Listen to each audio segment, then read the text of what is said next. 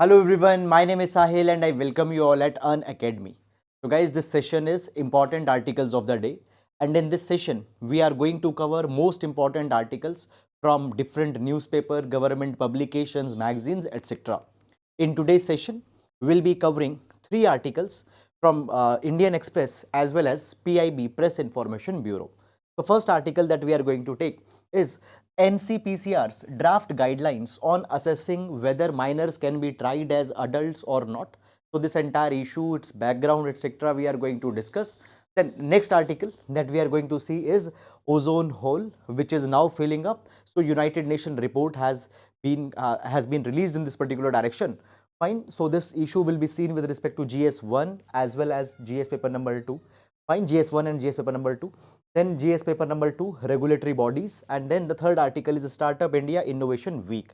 So this article will see with respect to growth, development, and the article is taken from PIB. Okay, just one small correction. Actually, it will be GS1 and GS paper number 3. Okay, GS1 and GS paper number 3. Now, moving on to the first article from Indian Express. Now, guys, what has happened? So now NCPCR, that is National Commission for Protection of Child Rights, it has come out the guidelines on whose basis we can decide that whether juveniles can be tried as adult or not. Now, before going in this particular guideline, there is some basic background information that you should know first. So, see this particular thing, that guys, as we talk about Juvenile Justice Act. So, Juvenile Justice Act got amended in 2015. Before 2015, any person, if less than 18 years of age and has committed any kind of a crime, then that particular person will be treated as juvenile, Now, but you might be knowing this thing that there was horrific incident of Nirbhaya rape case that happened. And after Nirbhaya rape case, it was demanded that there should be some provisions for juveniles which have committed heinous crimes such as rape leading to murder. And even in Nirbhaya rape case, it was provided that the one of the rapist who was juvenile was most aggressive one, and he got released in just 3 years. He got released just in 3 years. Why? Because at that point of a time, Juvenile Justice Act provided maximum punishment for juvenile is of 3 years. So therefore, what happened? Justice Verma Committee was constituted. Justice Verma Committee got constituted. And this Justice Verma Committee provided this particular thing, that within the Juvenile Justice Act, we need to add a separate category. And that separate category should provide for stringent punishment for those juveniles who have conducted some heinous crime. So it was provided that there is a possibility that the people who are in the age of 16 to 18 years, they could be tried as adult. They could be tried as adult if they have committed certain heinous kind of crimes. Now, usually the people below 18, they will be treated as juvenile only. But in some circumstances, they can be treated as adult. So what are those conditions, what are those guidelines, what are those criterias on this particular thing? Now these guidelines have been released by National Commission of Protection of Child Rights. So this is something that becomes important, and particularly in children related issues, such issues are very important, because juvenile delinquency where children are in conflict is an important theme. Now moving on. So first of all, guys, let's talk about little bit about the Juvenile Justice Care and Protection of Children Act, which is now amended. It got amended in 2015, and recently in 2021 also it got amended. Now, first of all, it aims to address issue of children who are in conflict with law, who have committed certain crimes. It also aims to ensure children's needs of care and protection. Now, for ensuring children's need of care, protection, okay, it ensures that Juvenile Justice Board and Child Welfare Committee should be constituted in every district. Now, these two bodies will have specifically one women member at least. Okay. Now, Juvenile Justice Board will mainly be looking in matters where juvenile has come in conflict with the law. For example, when we talk about determining a age, that determining the cases where juvenile are to be treated as adult or not. There juvenile justice board plays a very important role. Child welfare committee ensures that the children should be given all rights. There should not be the violation of basic dignities. Okay, their childhood should not be tampered. These are the different works of juvenile justice board and the child welfare committees. Now, when we talk about the Juvenile Justice Act of 2015, also provided for CARA, that is a Central Adoption Resource Authority. Now, CARA was given the status of a statutory body, that is body created by law. Now, what is this CARA? So, CARA will be a dedicated body that will be facilitating the adoption procedure of children. Now, understand this thing. When we talk about the adoption, adoption happens to be a civil personal matter.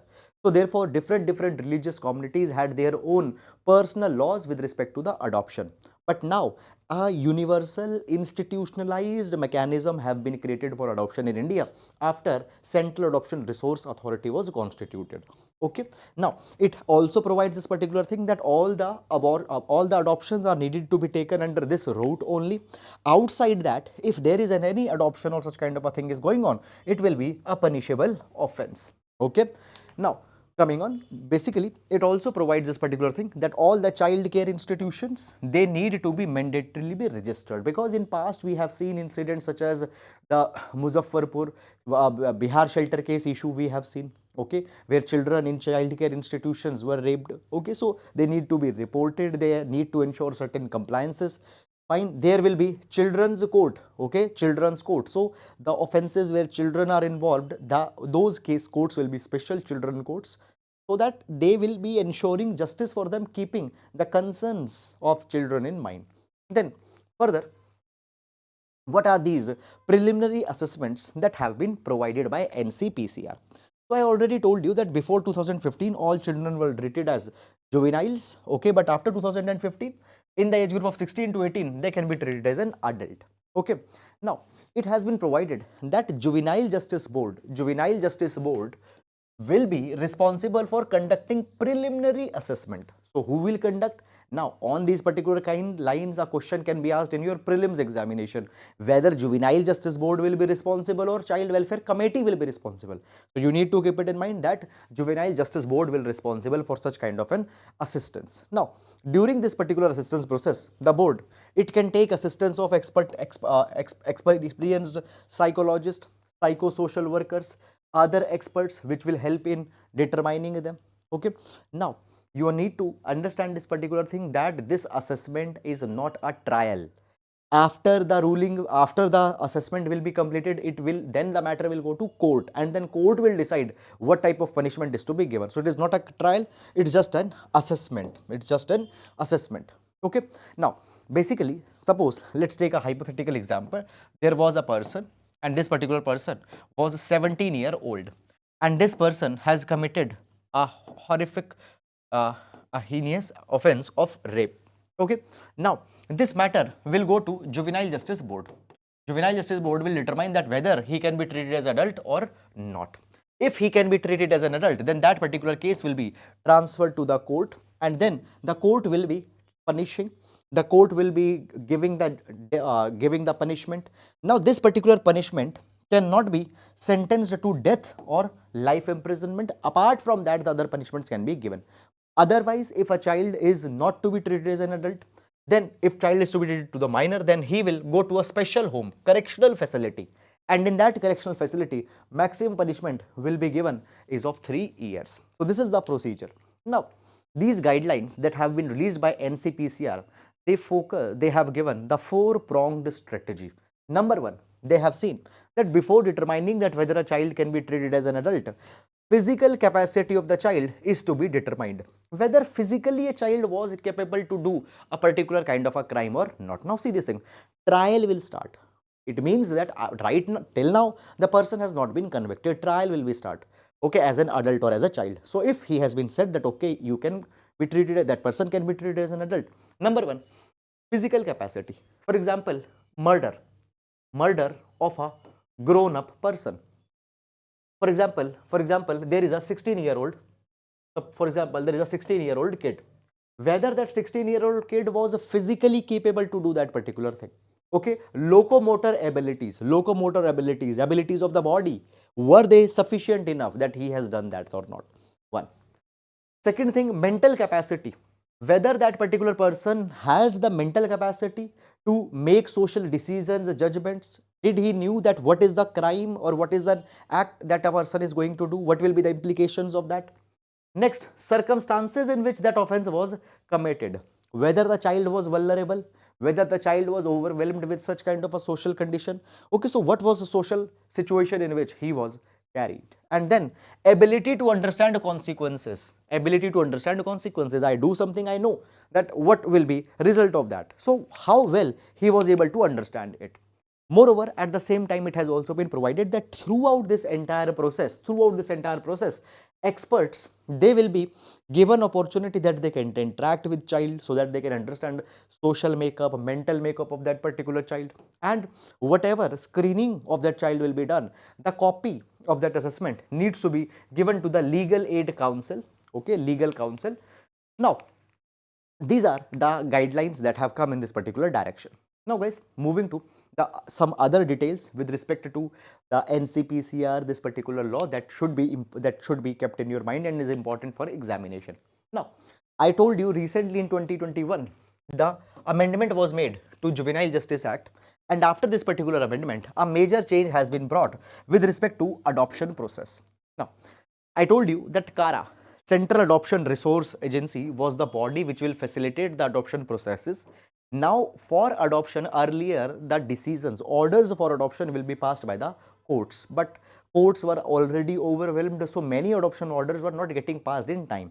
So now that power has been given to district magistrate. So district magistrate can now issue adoption orders both for inter and intra-country adoptions. Okay, so adoptions within the country, and if outside a country, if a person want to adopt, they can pass. Earlier courts used to do that thing. Now, next thing, it has been provided that all the offenses under the act, okay, all the offenses under the act, okay, for that particular thing, children's court will be there. Okay, now the earlier judicial magistrate was given power to try lower order offenses, but now that matter will go to children court. Moreover, basically in this 2021 act, one more thing has been done, that the act has clearly provided this particular thing, that what are petty crimes, what are serious crimes, and what are heinous crimes. Now, you need to understand the intention of the law. Intention of a law is this, that basically maximum children or maximum people below the age of 18 should be treated as a child only in petty crime category or serious crime category. They did not wanted that every person should be put in heinous crime category. So only those cases should be treated as heinous where there is some kind of some very serious kind of an offense has actually been committed. But earlier what happened, differentiation between serious and heinous crime was not very clear. Now that particular confusion has been rectified by 2021 Amendment Act has come. Is it clear? So now let's discuss little bit about National Commission for Protection of Child Rights, NCPCR, which has suggested these particular guidelines. So NCPCR actually is a very important body for children's rights. Just I want to give you one reference. So in the times of pandemic, we have seen this particular thing, that many of children, they became orphan. Many of the children became orphan, and then people posted their pictures on WhatsApp that this child has lost the parents, you can adopt the child. At that point of a time, NCPCR came in action and raised that matter that it's illegal. Every adoption has to be carried under CARA. So NCPCR is a very proactive kind of body to ensure children's rights. Now, this body is constituted under, it is constituted under Commission for Protection of Child Rights Act 2005. Now, this particular body consists a chairperson, and there will be 6 members, out of which at least 2 members need to be women. Okay, and the NCPCR, first of all, it works under Ministry of Women and Child Development. So nodal ministry is Ministry of Women and Child Development. Now this particular commission is ensuring that all rights that have been given to children, okay, all laws, policies, programs, administrative mechanisms that are there for the children, they should be carried in line with the Constitution of India, fundamental rights. Moreover, United Nations Convention on Rights of Children, United Nations Convention on the Rights of the Children, which India has signed and ratified. All the laws, policies should be in line with it. Moreover, you know this particular thing that now right to free and compulsory education has also been provided. So, Right to Education Act 2009, which aims to provide free and compulsory education, it should be applicable. Children should be provided education. Moreover, it also monitors the POCSO. POCSO. Now, what is POCSO? POCSO is the Protection of Children from Sexual Offences Act. Okay, so when the children have been sexually harassed, when they have been sexually assaulted, so for those particular matters, POCSO Act is used. So, for the implementation of POCSO also, NCPCR will be the body. Fine. So, guys, I hope that you have understood about NCPCR, Juvenile Justice Act, the new guidelines that have come, Juvenile Justice Board, Child Welfare Committee, and all such kind of things. Okay. Now, before moving on, I would like to tell you about Unacademy UPSC CSE courses. So you can enroll in Unacademy Plus as well as Iconic courses. Here you get an option to learn at your own pace. You can take subscriptions of 12 month, 18 month, 24 month, 36 months, and you can learn at your own pace. Fine. You can enroll in both of these batches and you can use code Sahil29 to get 10% discount immediately. And why you should choose Unacademy? It's because you get widest choice of educators, flexibility to change the course, fine, unlimited views on lectures. There is a dedicated doubt solving session. Then printed comprehensive notes will be given. This course will ensure your end-to-end preparation, live mentorship, okay, and daily answer writing practice sessions are also carried. Fine. Now, Unacademy is launching Arambh batch, which will be a dedicated batch for prelims 2024, and the batch is going to start from January till 2023. You ask January 12, you can enroll in this particular batch. And Raftar batch, which is again a bilingual batch, it has already started on January 5. You can enroll in these batches as well. And all these courses on top of it are available at 0% EMI option, because at Unacademy we believe that paying capacity should not constrain your learning. So you can contact at this number and my team will be guiding you with bare minimum formalities that are needed. Now, moving to next article. Okay, so again this article is also from Indian Express. Ozone hole filling up now. Okay, so basically, guys, what has happened? A United Nation backed scientific panel, United Nation, has provided this thing that it's a positive news, good news, that ozone layer which got depleted is now filling up, and by 2026 ozone layer will be completely be repaired. However, the ozone layer depletion over Antarctica, it will take more time to heal because this depletion was big. Now understand this thing, ozone layer. Okay, when we talk about the ozone layer, guys, so that our environment is divided in certain successive layers. For example, we have a troposphere, and majority of atmosphere is contained here in troposphere only, where cloud formations and all biological processes takes place. Troposphere. Then we have stratosphere, mesosphere, thermosphere, exosphere. And between troposphere and stratosphere, actually largely in stratosphere only, there is this ozone layer. Now this ozone layer, you can call it as that it is Earth's sunscreen. It is Earth's sunscreen. Okay, it saves Earth from harmful UV rays, which might lead to a lot of biological damage in humans as well as in other species. Now, when we talk about ozone, it's a naturally occurring molecule which is concentrated in the ozone layer in stratosphere, and it is made up of 3 oxygen atoms. Okay. Now, when we talk about ozone, guys, is also found at the Earth also, particularly when the smog formation is there also the ozone is found. But ozone at the surface of Earth is a pollutant because it is responsible with the smog formation. It is responsible for many respiratory disease. Okay, so the ozone is a pollutant, but in stratosphere it is very beneficial. It's very important. Okay.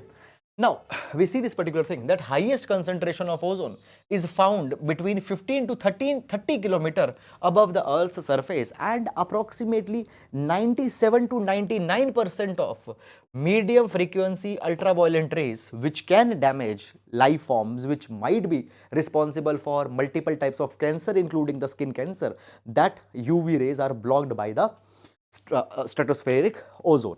Now, when we talk about, guys, ozone, you need to understand this particular thing that the ozone, its basically its concentration varies from season to season as well as the geographical factors, but largely we find this particular thing that the ozone is thinner at equator and it is more thicker near the poles.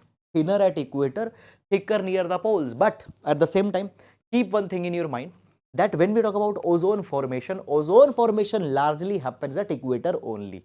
So large ozone formation is over the tropics, then it is carried towards the pole on both the sides. Okay, so from tropics it will be carried towards the poles, okay, by the stratospheric winds. So therefore, towards the pole, more concentration of ozone will be there. Now, as we talk about the ozone depletion, so basically, guys, understand this thing, that as ozone is present in stratosphere, multiple substances, fumes, okay, fumes and chemicals, are released. By industrial processes which destroy this stratospheric ozone. Now, when we talk about the ozone is, guys, destroyed naturally also. So when we talk about the ozone, it is constantly ozone is building and ozone is getting destroyed. But over the period of time, we have found this thing, that when we talk about the ozone's production and destruction, it is balanced. So therefore, there is a kind of a basically there is a kind of an average ozone that is always maintained in stratosphere. But over the years, what has happened? Human processes and certain chemicals had destroyed more and more ozone molecules, and therefore that balance got disturbed. Now, certain chemicals which I will be telling you about, largely they are called as ozone depleting substance, will come out of that. So these ozone depleting substance, what happen? Certain industrial processes, these ozone depleting substances are released. When they reach the stratosphere, in the stratosphere, when they reach the ozone layer, what happened? They interact with ozone and break it in chlorine and bromine. And because of that thing, the ozone is broken and we'll find ozone holes. Okay. Now, the ozone depleting substances, which are most notorious ones, you can see here on the screen: chlorofluorocarbons, hydrochlorofluorocarbons, methyl bromide, which is used in pesticides, halones used in fire extinguishers, methyl chloroform used as a solvent. All these are ozone depleting substances. And we see this particular thing, that ozone have depleted over the years. You can see this particular thing. Now, when we talk about the ozone hole, it is at many places. For example, it is in northern hemisphere, fine. It's on Europe, fine. But in the northern hemisphere, the ozone hole is not that significant. But particularly, the biggest ozone hole we find is on Antarctic. So the Antarctic ozone is most depleted one. Other ozone holes are there. So this United Nations report that we have discussed, it provides that by 2026, ozone holes at Arctic, continental Europe and other places, they will be filled, they will be repaired. Naturally, it is happening because we have seen this thing, that ozone is getting produced, it is getting destroyed. Now, why it is repairing? Because the substances which was destroying the ozones, we have controlled them a lot by help of Montreal Protocol. So Montreal Protocol is on banning of the substances and regulation of the substances that depletes the ozone layer. This Montreal Protocol came in force in 1989, and all the countries were given obligations that they need to reduce the quantum of ozone depleting substances, a stepwise manner and in a time-wise manner. Both developed and developing countries have been given this particular target. Okay.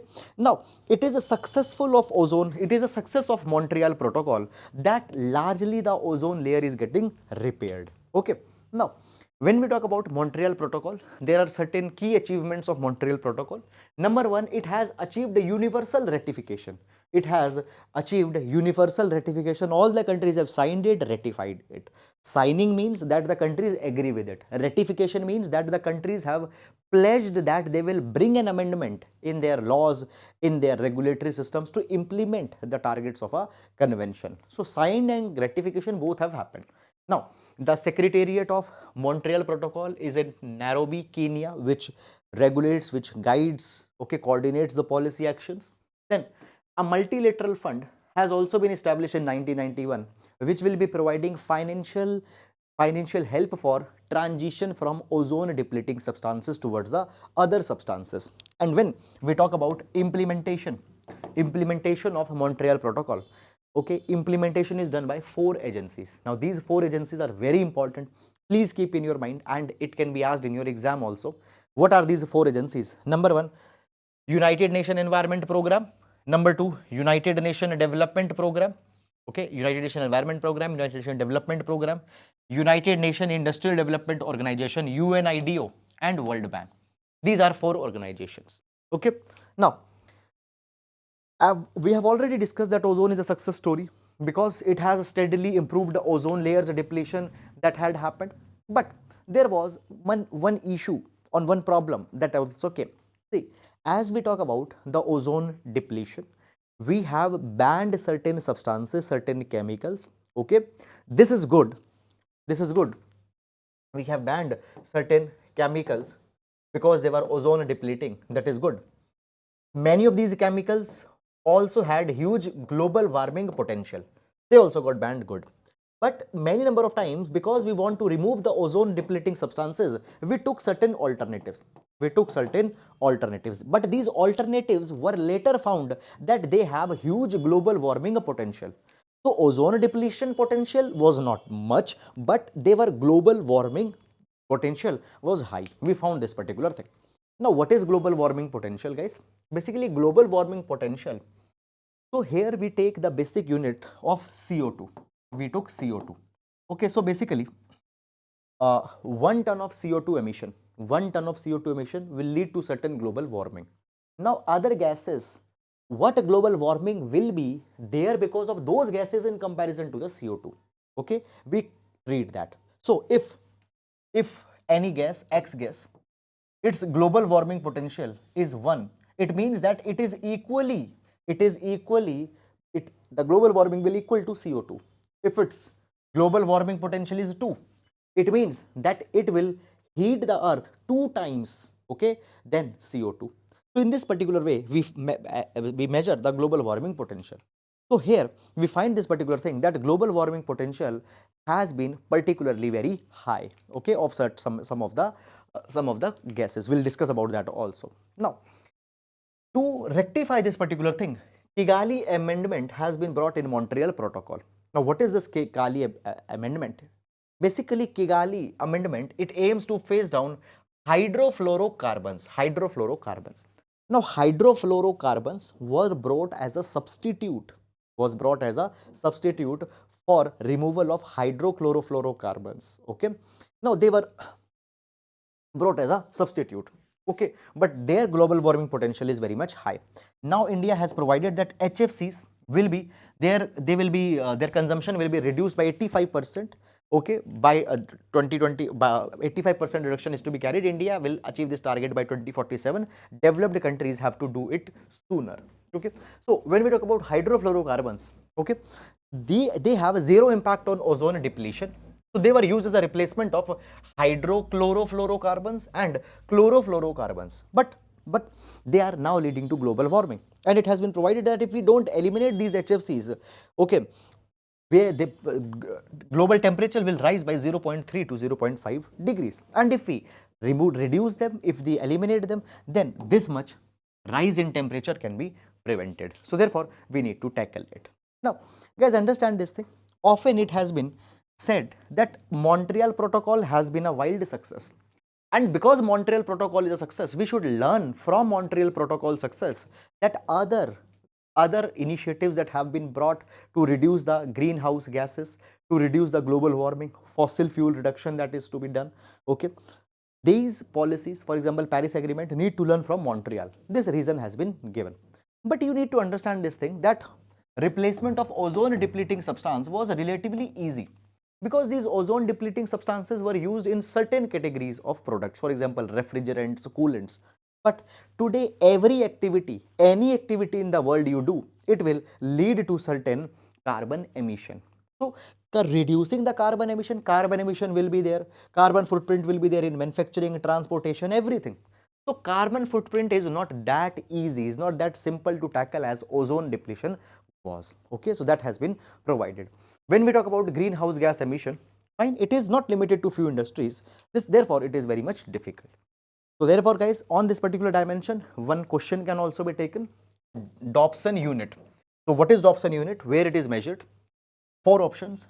Dobson unit is the measurement of heat absorbed by any greenhouse gas in atmosphere, ozone concentration in atmosphere, specific heat capacity of a gas, and frequency of a radiation. You can pause the video, can try attempting this question. Okay, and the correct answer will be B. Okay, you can pause and you can read the description. Now, moving to next article, Startup India Innovation Week. Okay, now basically, guys, Startup India Innovation Week. So a 7-day long Startup India Innovation Week is being celebrated from 10th of January. It is being celebrated from 10th of January to mark the Startup India.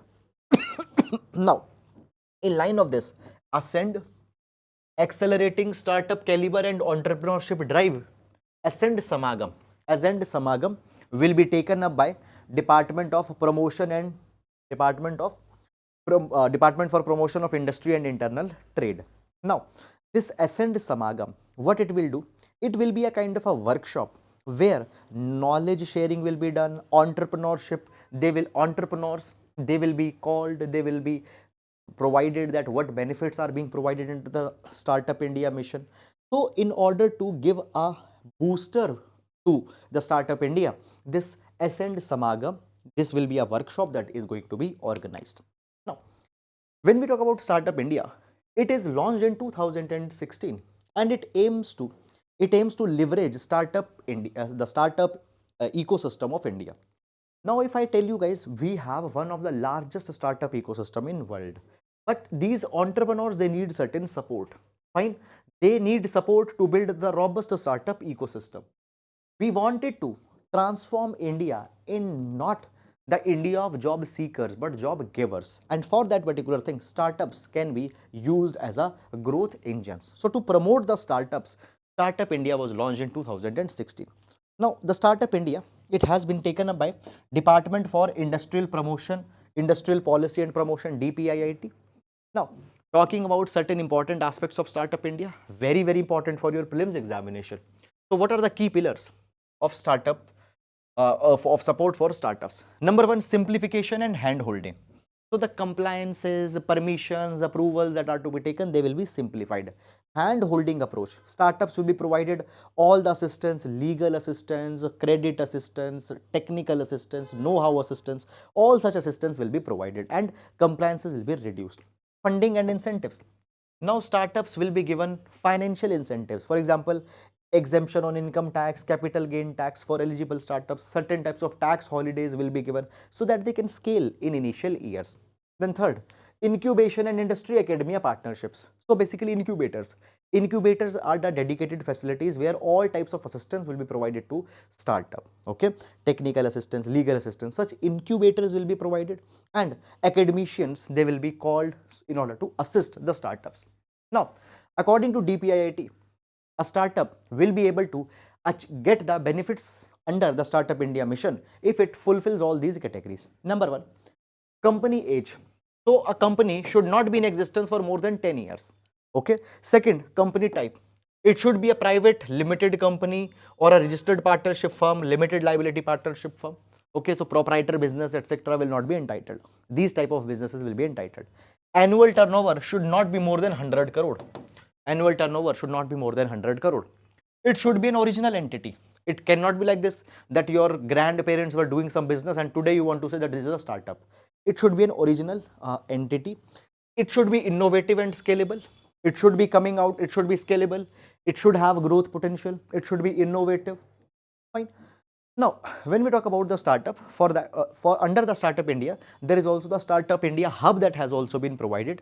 Now, this Startup India Hub, it is a one-stop platform where all stakeholders, startups, government departments, other agencies that are involved, they will come together and they will interact with each other so that exchange of knowledge, partnerships can be built.